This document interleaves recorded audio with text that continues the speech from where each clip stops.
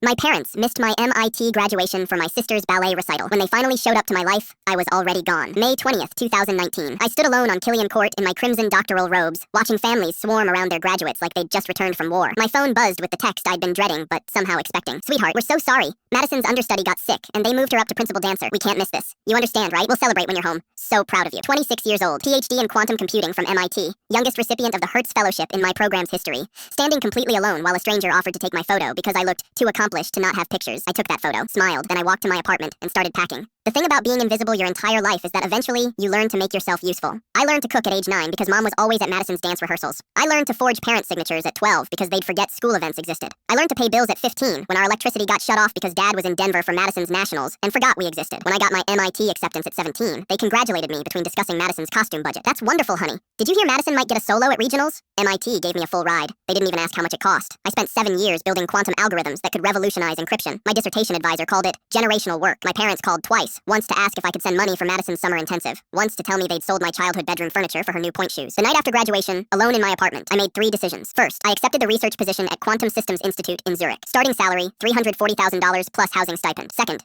I changed my phone number, email, and every social media account. Blocked my parents and Madison everywhere. I kept only my Aunt Linda's contact. Third, I shipped everything I owned and left no forwarding address. The last thing I did before boarding my flight to Switzerland was text my parents. I graduated yesterday. You chose wrong. Don't contact me again. Then I blocked that number too. I threw myself into research with the fury of someone who'd spent 26 years auditioning for love and finally got kicked off stage. Within 8 months, I co-authored a paper that made the cover of Nature. Within 2 years, venture capitalists were offering to fund my own quantum computing startup. I founded Quantum Shield at 28. By 30, we'd raised $140 million. By 32, we were worth $2.3 billion. Aunt Linda was my only link to my old life. She'd update me occasionally. Madison quit ballet after 2 years, got married to a youth pastor, worked part-time at Target. My parents downsized, both retired early, spent their days wondering why I'd abandoned them. They tell everyone you were always difficult, Linda said during one call. That you couldn't handle Madison's success, that you were jealous. I laughed. What success? In January 2025, Linda called with unexpected news. Your father had a stroke. He's recovering, but he's been asking for you. No, he's scared. They both are. Linda, I love you. But no, they made their choice at every birthday, every school concert, every moment that mattered. I made mine at 26. She sighed. Your mother cries when your name comes up. Then she should stop bringing it up. That February, Forbes ran a cover story. The Quantum Queen. How Dr. Emily Chen built a $2.3 billion